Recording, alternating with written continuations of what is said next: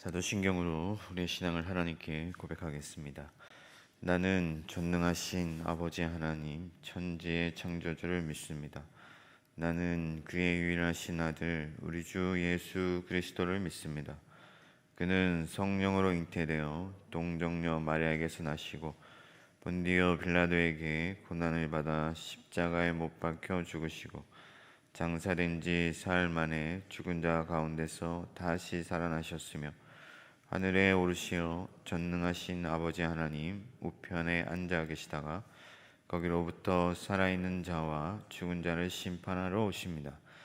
나는 성령을 믿으며 거룩한 공교회와 성도의 교제와 죄를 용서받는 것과 몸의 부활과 영생을 믿습니다. 아멘. 찬송가 288장 찬송가 288장입니다.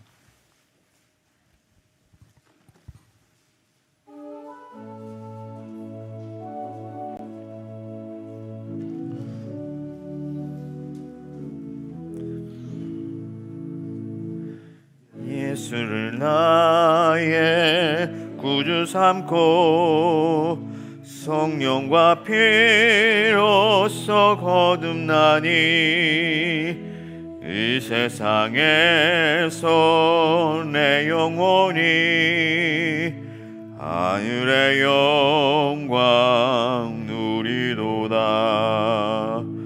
이것이 나의 간증이요 이것이 나의 찬송일세. 나 사는 동안 끊임없이 구주를 찬송하리로다. 온전히 주께 맡긴 내 영 사랑의 음성을 듣는 중에 천사들 왕래 하는 것과 하늘의 영광 보리로다. 이것이 나의 간증이요 이것이 나의 찬송일세. 나 사는 동안 끊임없이 구주를 찬송하리로다. 주 안에 기쁨 누림으로 마음의 풍랑이 잔잔하니 세상과 나는 간 곳 없고 구속한 주마 보이도다. 이것이 나의 간증이요 이것이 나의 찬송일세. 나 사는 동안 끊임없이 구주를 찬송하리로다.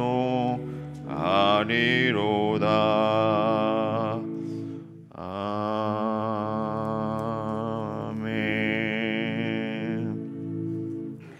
찬송가 290장 우리는 주님을 늘 배반하나. 찬송가 290장입니다.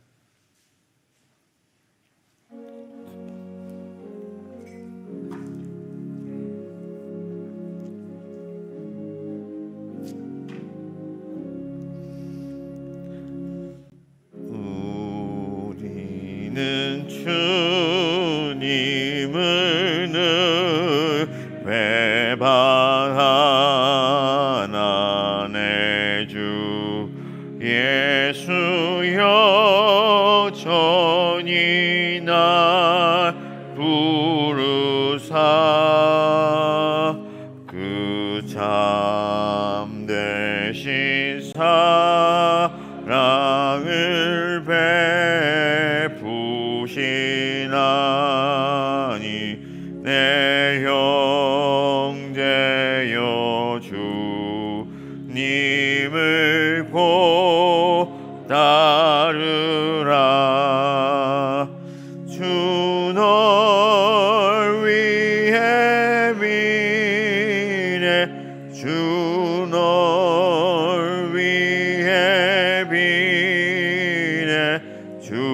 널 위해 비네 항상 비시네 주께서 풍성한 은혜를 내려 내 영혼이 나날이 복 바르니 주 예수를 너희도 구주로 섬겨 곧 따르며 풍성한 복 받겠네 주 널 위해 비네 주 널 위해 비네 주 널 위해 비네 항상 비시네 무거운 짐 지고 애타는 인생 주 예수께 돌아와 고시어라 내 주 예수 너희를 돌보실 때에 참 복락과 네가 넘치겠네 주 널 위해 비네 주 널 위해 비네 주 널 위해 비네 항상 비시네 기도하겠습니다.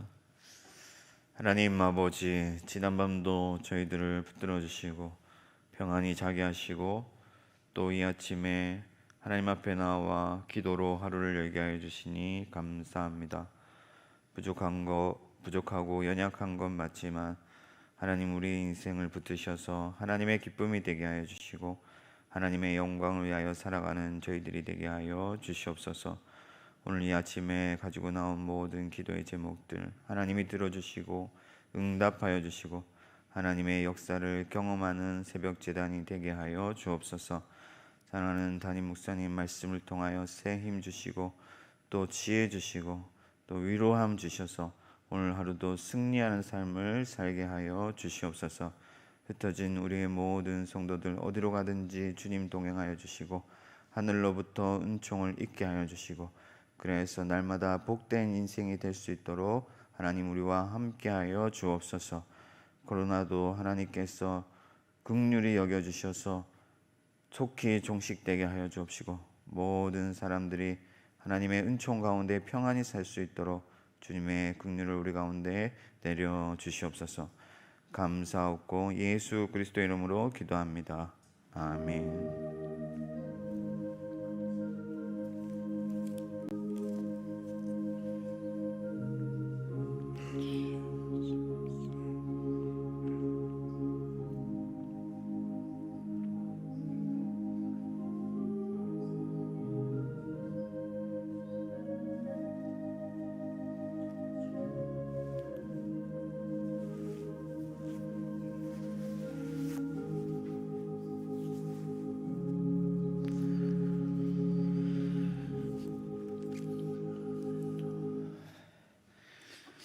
이 아침에 우리에게 주신 하나님의 말씀은 역대하 29장 20절에서 36절까지 말씀입니다. 역대하 29장 20절에서 36절까지 말씀입니다. 제가 가진 성경 구약 성경 696면입니다. 696면입니다. 역대하 29장 20절에서 36절까지 말씀. 저와 여러분들이 한 절씩 교독하도록 하겠습니다.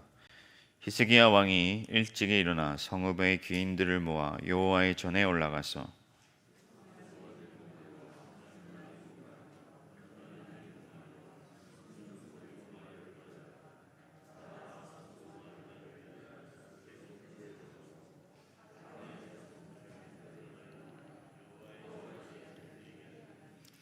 이에 수소를 잡음에 제사장들이 그 피를 받아 제단에 뿌리고 또 순양들을 잡음에 그 피를 제단에 뿌리고 또 어린 양들을 잡음에 그 피를 제단에 뿌리고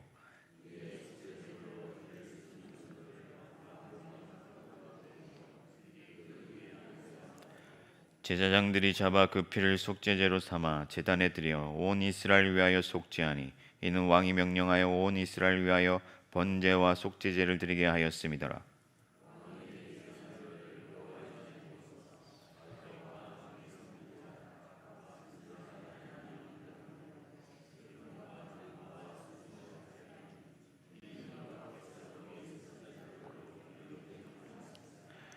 레위 사람은 다윗의 악기를 잡고 제사장은 나팔을 잡고 섬에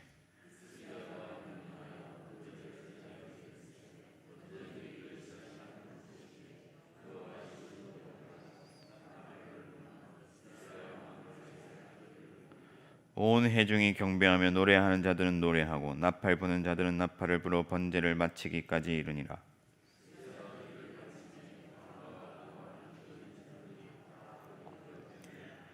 히스기야 왕이 귀인들과 더불어 레위 사람을 명령하여 다윗과 선견자 아삽의 시로 여호와를 찬송하게 하며 그들이 즐거움으로 찬송하고 몸을 굽혀 예배하니라.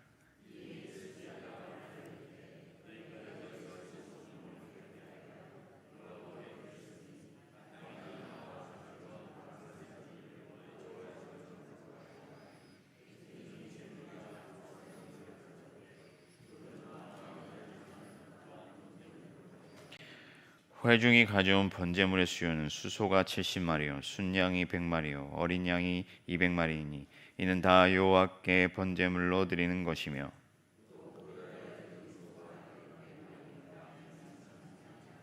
그런데 제사장이 부족하여 그 모든 번제 짐승들의 가죽을 능히 벗기지 못하는 고로 그의 형제 레위 사람들이 그 일을 마치기까지 돕고 다른 제사장들이 성결하게 하기까지 기다렸으니 이는 레위 사람들의 성결하게 함이 제사장들보다 성심이 있었음이라.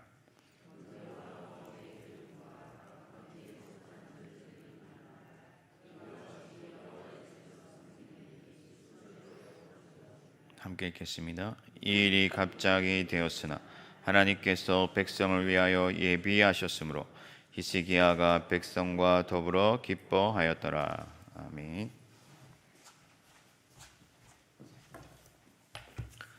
예, 히스기야가 왕위에 올라서 제일 먼저 한 것이 성전을 정결케 하고 수리하고 성전이 회파된 것 또 이렇게 버려진 것을 다시 회복하는 것입니다. 그게 앞부분에 나오는 거고요. 이제 성전과 레위인들 제사장들 다 정결케 한 다음에 한 것은 오늘 본문에 나오는 이제 제사를 하나님께 드리는 것입니다. 그래서 앞부분은 물리적으로 혹은 존재론적으로 그 성전 건축하는 하드웨어를 회복한 것이라면 뒷부분은 기능적으로 성전이 성전 노릇을 할 수 있도록 하는 것이죠. 그럼 뭐 우리가 예배당이 있다고 해서 예배가 다 잘 드려지는 건 아니잖아요. 그러나 예배당이 없으면 예배할 장소가 없으니까 성전이 하나님께서 자기 백성을 만나주는 곳이고 제사를 드리는 곳이니까 그 성전이 무너진 것을 수리하고 또 성전이 그릇들이 이렇게 다 바깥으로 버려진 것을 다 찾고 또 하나님 말씀대로 그 정결케 하는 의식이 있어요. 그 의식을 다 한 다음에 이제 오늘 본문에 나오는 것처럼 합니다. 이 16일 동안 아마 성전을 수리하고 정결케 하는 걸 다 했는데 20절 보시면 히스기야 왕이 일찍 일어나 그 말은 그 복을 받았어요. 16일 저녁에 이제 수리가 다 끝났습니다. 우리가 이제 다 정결하게 했습니다 하니까 당장 그 다음날 아침 일찍 일어나서 히스기야는 하나님께 제사를 드려야 되겠다, 그렇게 한 것입니다. 그래서 히스기야 원래 목적은 하나님 앞에 제사를 회복하는 것, 하나님과 자기 백성 사이에 교통이 회복되는 것, 그것입니다. 그렇죠? 예배하기 위해서 예배당이 있는 것이죠. 예배를 제대로 못 드릴 것 같으면 예배당을 화려하고 멋있게 지어놓은 것이 아무 소용이 없겠죠. 그래서 성전의 기능을 회복하는데 왕이 일찍 일어났다, 여기 일찍 일어났으니까 열심을 보여주는 것이겠죠. 그 다음날 바로 딱 끝나자마자 그 다음날 아침 일찍 일어나서 하나님 앞에 나가야 되겠다 생각한 것이고요. 그 다음에 성읍의 귀인들을 모아, 혼자 하지 아니하고 귀족들과 함께 일을 했습니다. 그래서 이것은 왕이 자신의 권위로 자기가 동원할 수 있는 혹은 자기가 명령할 수 있는 사람들을 다 불러서 이건 나의 개인적인 무슨 취향의 일이 아니고 이것은 국가적인 일이다, 이것은 우리가 다 함께 해야 되는 일이다, 그렇게 한 것입니다. 목사가 개인적으로 하나님 앞에 기도 생활하고 말씀 보고 잘 할 수 있습니다. 그러나 그것만으로 충분하지 않고 성도들이 함께 하나님 앞에 가서 예배하고 하나님 앞에 기도하고 하나님의 말씀이 사람이 되는 것이 필요한 것이죠. 그래서 히스기야 왕은 이를 위해서 성읍의 귀인들을 모아서 함께 여호와의 전에 올라갔습니다. 그리고 보면은 그 다음에는 수송아지, 순양, 어린 양, 순염소 7마리씩 28마리를 하나님 앞에 제사를 드리는데 속죄의 제물입니다. 그래서 7마리씩 드린 것은 완전한 것을 상징하기 때문에 우리가 충분하게 하나님 앞에 속죄를 해야 되겠다, 그렇게 하는 것입니다. 기도를 어떻게 얼마만큼 드려야 되느냐, 회개를 어떻게 얼마만큼 드려야 되느냐 할 때 여러분이 온전하고 충분하게 하나님 앞에서 내가 자백할 것을 충분히 자백하고 내 마음에 있는 것을 충분히 하나님께 아뢰할 때까지 하면 됩니다. 그래서 7이라는 그런 상징적인 의미가 있습니다. 우리는 신약에서는 이미 예수님께서 자기 몸을 속죄 제물로 드리셔서 충분하게 온전하게 제사하신 것을 알고 있습니다. 구약에는 그걸 상징적으로 보여준 행동이니까 한 마리만 잡은 게 아니고 7마리씩 28마리를 잡았습니다. 70마리나 700마리를 잡을 수 있는데 아하스 왕까지 이르는 동안에 이스라엘의 국력이 많이 쇠약해지고 나라는 약해졌습니다. 그래서 왕으로서 힘을 썼지만 그 앞에 솔로몬 왕이라든지 여호사밧 왕이라든지 그렇게 드린 1,000번제 또 14만 2천 번제 그런 거에 비할 수는 없습니다. 그렇지만 하나님은 우리가 속해 있는 형편에 따라서 내가 현재 할 수 있는 것을 드리면 되고, 히스기야는 아침 일찍 일어나서 귀족들과 함께 그리고 7마리씩 송아지 그리고 순양, 어린 양 그리고 순염소까지 드릴 수 있는 제물의 종류대로 그렇게 제사한 것을 보게 됩니다. 이게 이제 아론의 자손 제사장들을 명령하여 여호와의 제단에 드리게 했다, 그렇게 제물은 삼았지만 왕이 직접 제물을 잡을 수나 할 수는 없습니다. 그것은 기능이 다르기 때문에 그렇습니다. 왕이라도 할 수 없는 것이 있습니다. 그래서 히스기야 왕은 자신이 직접 잡거나 제사를 주관하는 것 아니고 제사장들에게 그 일을 맡겼습니다. 그래서 제사장들이 그 피를 받아서 제단에 뿌리고 순양을 잡아서 피를 제단에 뿌리고 어린 양을 잡아서 제단에 뿌렸습니다. 이게 이제 속죄제 의식이죠. 피를 뿌려서. 피는 생명을 상징하는 것입니다. 구약 성경에 따르면 피는 생명이라. 그래서 그 피를 뿌리는 것은 죄의 값으로 생명이 바쳐졌다는 것입니다. 죄의 삭시 사망이기 때문에 우리가 죄를 지으면 죄를 지은 죄인에게 내릴 수 있는 가장 큰 형벌이 사형입니다. 사형 이상은 없잖아요. 사형이 가장 큰 형벌입니다. 그러면 사형하면 그걸로서 그 사람의 죄값은 다 지불된 겁니다. 아무리 큰 죄를 지어도 사형 이상은 없죠. 그래서 생명을 내놓으면 그건 그 죄값을 치는 것인데, 양을 잡고 송아지를 잡고 피를 뿌리는 것은 그 양의 생명이 들어졌다, 그래서 죄값이 지불되었다 하는 것을 말하는 것입니다. 제사장이 피를 속죄제물로 제단에 드렸고, 그 다음에 또 13절에 보면 송아지, 양, 어린 양은 피를 뿌리고, 그 다음에 약간 다른 게 하나 있어요. 염소입니다. 속죄제물로 드릴 순염소들을 왕과 회중 앞으로 끌어오매 그들이 그 위에 안수하고 이렇게 다른 제물은 잡았는데 염소는 그냥 잡지 아니하고 왕이 나오고 백성의 대표가 나와서 순념소에 대한 머리에다 안수를 합니다. 안수는 뭐냐? 안수는 전달한다는 뜻입니다. 그죠? 그래서 내게 있는 것을 전달하는 거예요. 그러니까 안수는 함부로 받으면 안 돼요. 그 사람 속에 무엇이 있는지 모르고 받으면 그 사람 속에 무슨 귀신의 역사가 있는 사람한테 안수 받으면 내가 그걸 전달받는 거기 때문에, 성령으로 충만한 분한테 안수 받으면 성령의 역사가 전달되는 거고, 그러면 직분 받을 때 장로 안수할 때 먼저 장로된, 먼저 직분 받은 사람, 목사 안수할 때 먼저 목사된 그런 사람들이 안수하는 것이죠. 네, 직분을 전달하는 거거든요. 여기는 이제 죄를 전달하는 거예요. 모세율법에 따르면 순념소에게 안수하면서 내가 가진 죄와 내가 가진 허물이 이 염소에게 전달되고, 그리고 그 염소를 잡아요. 그래서 이제 나를 대신해서 죽는다고 하는 것입니다. 그래서 제물을 드릴 때 속죄 제물 그 제사 중에 이런 게 하나 있습니다.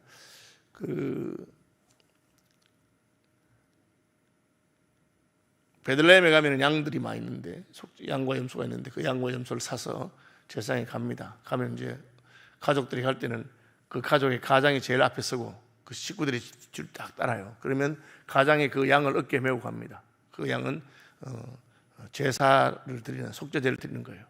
그럼 왕 앞에 가서 제사장 앞에 가서 양을 내려놓습니다. 그러면 검사하죠. 검사를 해서 이게 흠이 없고 할 수 있는 것이다. 그렇게. 그럼 그때 물어보는 게 이거예요. 당신은 이 양을 사랑하느냐? Do you love this lamb? 그럼 물어봐요. 3번을 물어보는데 대답을 머뭇거리거나 하면 안 돼요.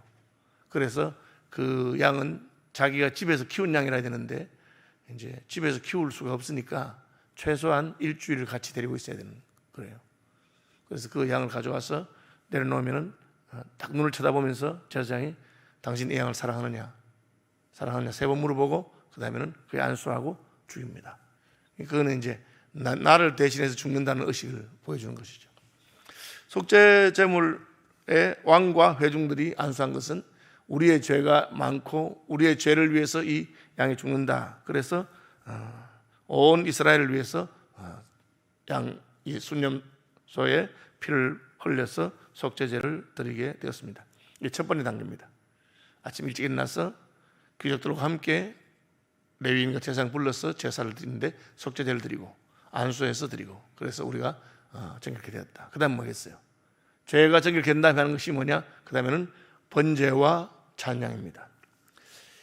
20절에 보시면 왕이 레위 사람들을 여호와의 전에 두어서 다윗과 왕의 선견자 갓과 선자 나단이 명령한 대로 재금과 비파와 수금을 잡게 하니, 악사지요. 성전 악사입니다. 성전에서 악기를 다루는 사람이 있는데 누굽니까? 레위 사람들입니다. 레위 사람들은 원래 성전에서 봉사하도록 하나님이 구별한 사람들입니다.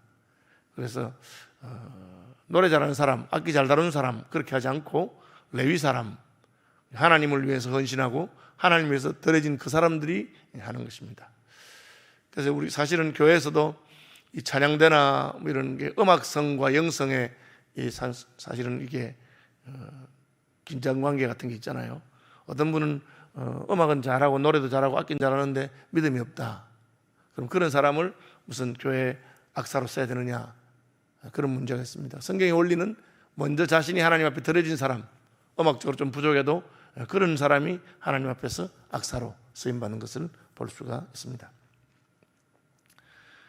이제 준비가 딱 되니까 히스기야가 27절에 명령하여 번제를 드립니다. 이제 번제를 드리라, 짐승을 잡습니다. 번제가 시작되면 이제 나팔을 불고 악기를 불고 그렇게 합니다. 이 번제는 짐승을 완전히 태워서 하나님께 올리는 것으로 헌신의 상징입니다.